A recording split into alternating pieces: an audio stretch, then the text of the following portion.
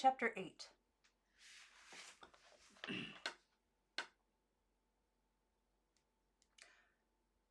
She should have been sent to some boarding school, Aunt Lillian had said. She's impossible to handle. To handle? Handle was what you did to the smooth knob on the bedpost when you slipped your palm across it. Handle was what you did to the china lace skirt on the ballerina in the curio cabinet, to the gold chain necklace with its single red stone, to the silver satin slippers standing side by side on the closet floor. Was she impossible to handle? Experimentally, she ran her fingers along her cheek as though it were the smooth satin skin of a silver slipper, and let a rope of her wet brown hair collect in her cupped hand like a chain of golden links. She squeezed her forearm as though it were the rubber limb of a doll, and with her thumb whitened sections of the pale blue vein that ran like a river from her wrist to her elbow. Was she impossible to handle? But of course her aunt didn't mean handle like that at all. She meant Maggie was impossible to control. She meant Maggie was fresh, nasty, mean, disobedient, willful, rebellious, thieving, all those things she had been called by people who had to look after her. She meant that within an hour, somebody was going to come up to Maggie's room and tell her to pack her things because she would have to leave.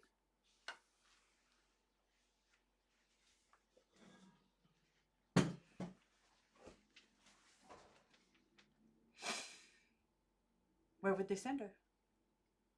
That was probably what they were deciding right now. At this very moment, while Maggie pressed the vein in her arm, watching it whiten and darken in turn, her two aunts and her uncle were downstairs deciding among themselves where she would next be sent. There are places for children like you, one headmistress had warned her. Kids' jail is what other children called such places. Maggie's going to kids' jail. Is that where her aunts and her uncle would send her now? Kids' jail. She put a strand of hair in her mouth and reached into the drawer of the little writing table, extracting from it her battered deck of cards, gray, sticky, and uneven in their stretched-out rubber band. One by one, she laid them out on her bed. Solitaire was the only card game she played. Some roommate had once taught her how. It's a game you play all by yourself, the girl had explained. And Maggie had stood by and watched in growing fascination as the rows of cards were counted out, face up and face down, on that faraway dormitory floor. 1, 2, 3, 4, 5, 6, 7. 1, 2, 3, 4, 5, 6. 1, 2, 3, 4, 5.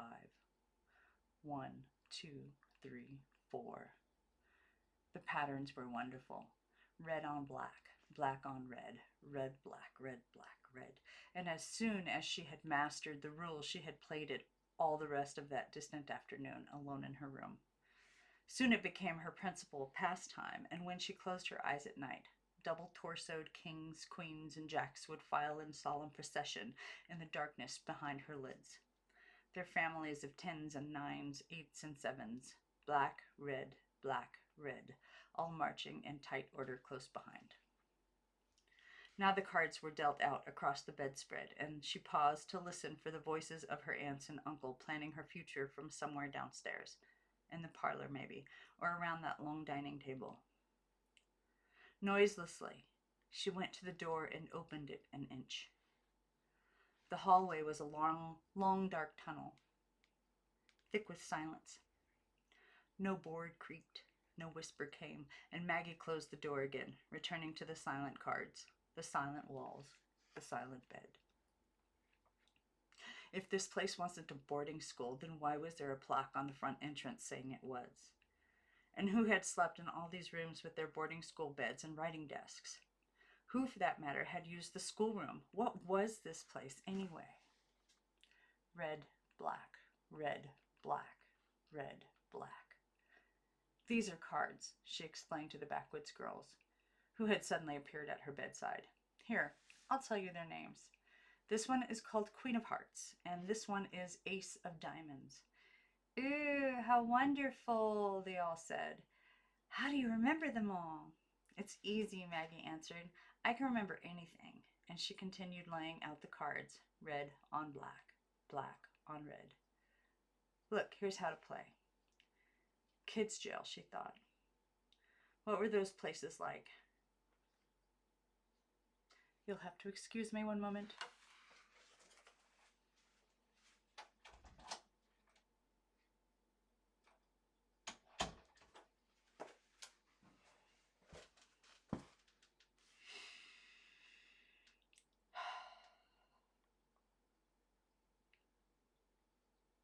Kids' jail, she thought.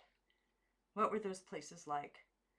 Gray and old, probably, like the building she was in now, and filled with children like her, all impossible to handle, all crowded into tiny rooms, cells, and all watched from morning until night by women in white uniforms. Matrons. The light entering the window was fading now, and she squinted at the pale kings and queens lined up on the bed. It was growing late, and no one had come up to tell her to pack her things. Maybe, instead of sending her away, her aunts would simply punish her. How, she wondered. You could always size up a headmistress by the way she punished. The ones who knew what they were about and weren't afraid of you gave you a stinging slap across your face and called you some sort of name. Brat, usually. The others, the ones who were afraid of you, would get the better of them. Shouted all over the place and sent you to your room, or made you miss recess for a week, or desserts or television, or whatever everyone else could have. It never much mattered to Maggie. She hated recess. Everybody always crowded around the television screen so she couldn't see it anyway, and the desserts were usually pudding. The worst kind of headmistress was the one who didn't punish at all, didn't even get angry. Maggie isn't feeling cooperative today, she would explain in a pleasant voice to someone whose knees you had just kicked in. Then she would take you to her office and make you sit next to her while she told you how wonderful you were and how much you'd grown. Not grown taller, more mature. You've become much more mature, Maggie, and we are all proud of your development. Then there'd be a lecture on how even though Maggie had grown so mature, she still had to work on expressing her anger in more constructive ways. But Maggie wouldn't be listening. Instead, she'd be staring at the leather appointment book on the desk and figuring out a way to slide it under her arm and out the door. For a diary. She could write things in a diary and somehow keep the days from being lost one after another. She could tell what she had done each hour. 7 a.m. got up, brushed teeth, got dressed. It was growing late. There was no color left at all in the garden, and a star appeared just above the crown of birch branches. Suddenly there was a rustle at her door, and Maggie froze. They were coming for her at last. They had made up their minds, and now she would be told to pack her things. She slid off the bed. A small shower of cards slid off with her, coming to rest, like silent leaves from a shaken branch, against her feet. She faced the door, waiting for the knob to turn or the frame to quiver at a knock, but she heard only the clatter of something being settled on the floor and then quick, retreating footsteps.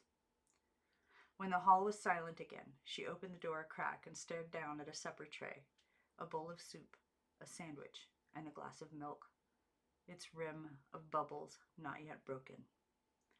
Carefully she closed the door on it and returned to her bed.